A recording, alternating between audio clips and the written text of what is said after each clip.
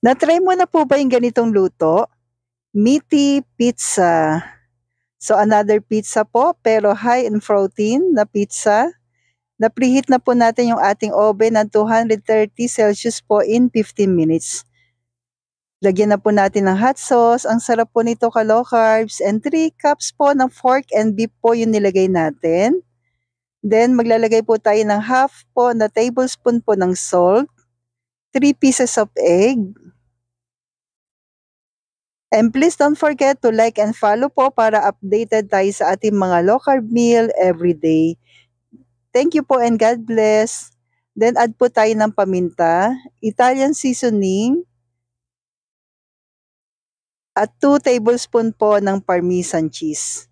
I-mix lang po natin ka-low carbs.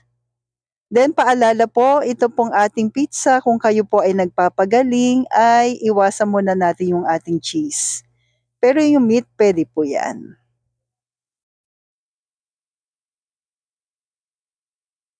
And this time po, ibe-bake na po natin siya. Pa-flat lang po natin katulad yan. Sa 230 na Celsius po in 30 minutes. Then after po niyan, alisin lang po natin yung excess oil. Katulad po niyan ka-low carbs. Then add na po tayo ng ating tomato ketchup na no sugar added po ng Cheddar's Green Dahan. Sweet blend po ito po and kung umabot po kayo sa part po na ito, okay lang po bang pa-comment po kung taga saan po kayo? Salamat po.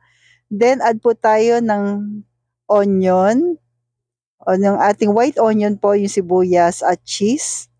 Pero pwede naman kayo maglagay ng bell pepper kung gusto nyo po. Then i-bake na lang po natin ng 230 Celsius in 10 minutes po.